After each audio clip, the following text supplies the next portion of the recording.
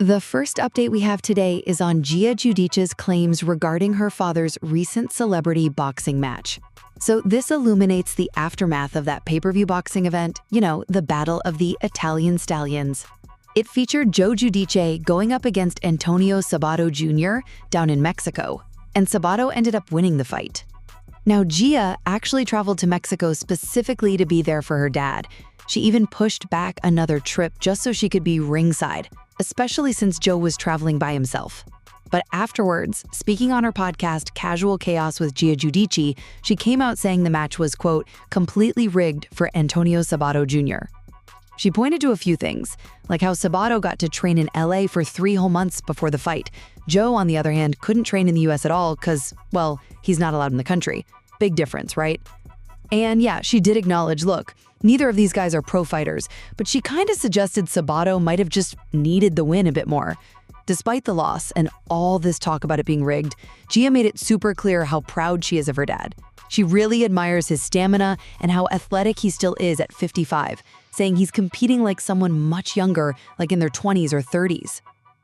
So really, the whole outcome of this celebrity match is kind of overshadowed by Gia's fierce support for her dad and her strong belief that he lost because it was rigged due to those unfair training conditions. Before we get into the next update, I need to check in with you all. If you're enjoying our little tea session, take a millisecond to hit the like button and subscribe to join the best reality TV community on YouTube. Done? Let's move on to next update now. Next, we're going to talk about the recent drama surrounding Alexis Bellino and her upcoming wedding to John Jansen. Now, John, you might remember, famously dated Shannon Beador. So Alexis is set to marry John, right? And she had initially sent a save the date to Jenn Pedranti. But things took a turn. She's actually disinvited Jenn since then. What happened?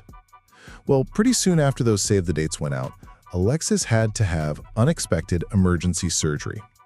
Apparently, Alexis reached out to Jenn before the procedure just to let her know what was going on. But she never heard back.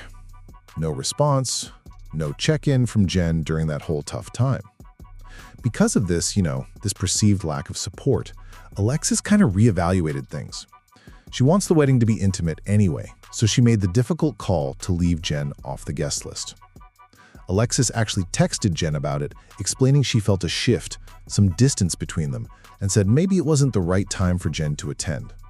But it sounds like Alexis still thinks Jenn's a good person, wishes her well, and hopes they can reconnect down the line, says the door's always open. For her part, Jenn told Page 6 she respects Alexis' decision and wishes them the best. So this was today's update about Alexis Bellino and Jenn Pedranti's wedding drama. Let's now move on to next update. Next, we are going to talk about Garcelle Beauvais reflecting on her decision to quit the Real Housewives of Beverly Hills. So yeah, Garcelle, she's 58 now, and she's been talking about leaving Bravo. What's going on with her and folks like Sutton Stracke, and all her new projects, including some really important advocacy work. Okay, so why did she really leave RHOBH? Well, Garcelle basically said the role was just, heavy on my spirit. Sounds intense, right? She made it clear, like, walking away, that gave her her power back, and this real sense of freedom. And the moment it all kind of clicked for her, apparently it was at that season 14 reunion, you know how those get, she actually refused to take a group photo. That was it. She felt like, I don't belong here anymore, and it just didn't feel right. So after she made the announcement back in March, things definitely shifted. She hit unfollow on a bunch of the cast. Kyle Richards, Erica Jane, Dorit Kemsley, even Sutton Stracke. And get this, she actually hasn't spoken to Sutton at all since that reunion. Now, she's kind of open to maybe popping in here and there, but a full-time gig? Nah, not anytime soon. Instead, she's really pouring her energy into producing, focusing on stories that, really illuminate Black women's experiences. One big thing is her new movie, Taken at a Truck Stop, a Black Girl Missing movie. It's the third one in her Black Girl Missing series, and it's coming out October 25th. The whole idea is to get people talking about, systemic issues, and hopefully get folks looking at missing persons cases with a bit more empathy. And that's not all. Garcelle is also the new face for Lifetime's Stop Breast Cancer for Life campaign. She's really highlighting how breast cancer doesn't care who you are. But Tragically, Black women have a 40% higher chance of dying from it after being diagnosed. So she's pushing hard for the Black community to stop treating health stuff as taboo and actually share info, you know? So this was today's update about Garcelle Beauvais' transition from reality star to focused advocate and producer. Let's now move on to next update. Okay, next we're going to talk about some really intense drama surrounding Kim Kardashian, both on screen and, well, in the courtroom. So, the Kardashians are heading back to Hulu for season 7, that's on October 23rd, and honestly, the trailer, it depicts some seriously high stakes. We see Kim revealing something pretty chilling. She apparently got a call from investigators, right? And they told her, quote, "Someone extremely close to me put a hit out on my life." Wow. Later on in the trailer, she just says she's happy it's over. And, you know, the season also shows her going to France to testify about that robbery case from a while back. Plus, we'll see appearances from her All's Fair co-stars like Sarah Paulson and Glenn Close. Now, shifting gears, but just as serious, Kim and Kris Jenner, they're actually suing RHOBH for defamation. This lawsuit is because RHOBH recently claimed, pretty publicly, that he was helping out with a RICO investigation targeting the family. Yeah, RICO, you know, the kind of thing usually aimed at organized crime. He apparently said something hinting he'd believe it if they were charged in that United States versus Sean Combs documentary, and then mentioned a federal racketeering investigation again on a live stream.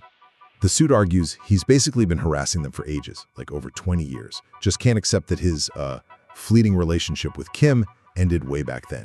But here's the key thing. Their lawyer came out strong, stating RHOBH's claims are just blatantly false. There is no federal investigation like that going on. So this was today's update about the dramatic new season of the Kardashians and the lawsuit against RHOBH. Let's now move on to the next update. Next, we are going to talk about Lala Kent's latest updates, covering everything from her relationship status with James Kennedy to fan drama over her new podcast and her biggest fears about filming. So, first up, her situation with James Kennedy. Lala basically confirmed they're not really in touch right now. She did mention she thinks he DJs frequently and, you know, sometimes checks in with Tom Schwartz. And you might remember, this comes after James's arrest last winter for suspected misdemeanor domestic violence, though those charges were later dropped, and then his breakup with his girlfriend Ali Luber. Then there was all that fan buzz about maybe, just maybe, something happening between Lala and Tom Schwartz. You know, the whole Virgo-Libra compatibility thing. Well, Lala kind of dove into that, even jokingly impersonating Tom nervously chewing his fingernails while imagining them discussing a potential romance on a podcast.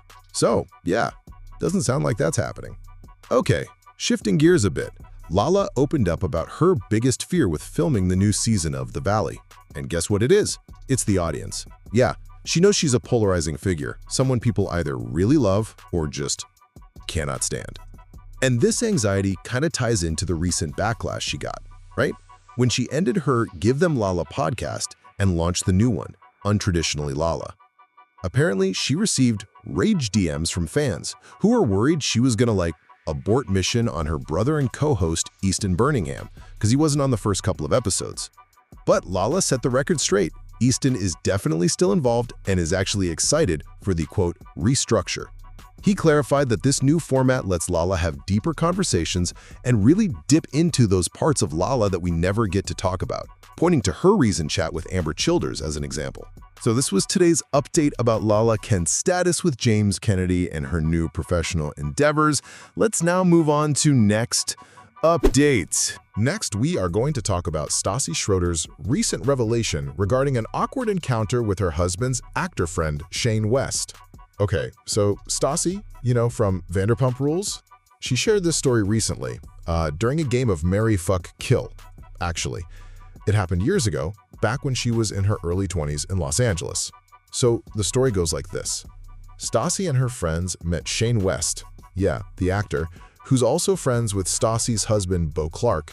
They met him at a club, and he invited them back to his place. Now, Stassi knew Shane was a massive LSU football fan, him being from Louisiana and all.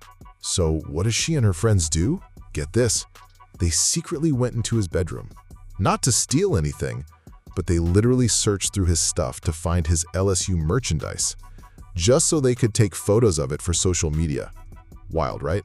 They apparently put everything back exactly where they found it and then just left. Stassi did eventually confess this whole thing to Beau, her husband, who then, told Shane what had happened. Pretty awkward. And interestingly, this isn't Shane West's only connection to the Pump Rules crew. Scheana Shay, pronounced Sheena, actually confirmed in her memoir, My Good Side, that she hooked up with Shane West too. Sheena depicted this as a time when she was dating quite a few celebrities, listing Shane alongside names like Jesse Metcalfe and John Mayer. She wrote that she decided to stop dating famous people because, well, the fanfare or complications just weren't worth it. So this was today's update about Stassi Schroeder and Shane West. Let's now move on to next update. Next, we are going to talk about the latest drama from the Real Housewives of Orange County. So things have absolutely blown up, okay? It all centers around this huge rumor about Tamra Judge. And honestly, the fallout is massive. We're talking friendships shattering and Tamra quitting the show again. Basically, Gretchen Rossi started this rumor. Something about Tamra and an affair at a recording studio. Wild, right? But instead of her friends rallying around her, Tamra finds out that people like Heather Dubrow and Emily Simpson, they don't really trust her. And that realization just sends Tamra completely over the edge. She storms off, says she quits, the whole 9 yards.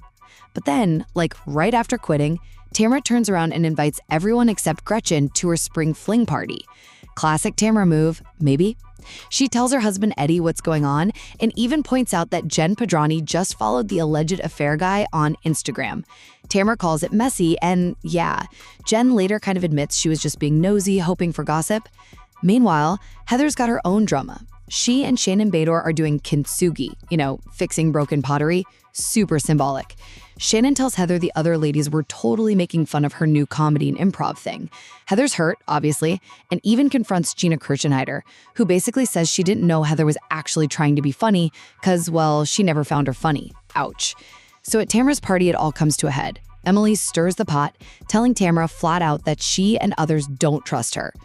Tamra's response? She brings up some crazy, unverified story about Gretchen supposedly telling someone Tamra drugged her. Emily's just like, see, this is why people don't trust you. The whole thing peaks when Tamra tells Heather this is her last time filming, accusing Heather of hurting her. Heather fires back, saying she's hurt by Tamra trashing her career. Tamra just loses it, storms out of her own house, yelling about dealing with the hardest thing in her life and screaming she's absolutely done. So, looks like Tamra quit, and this time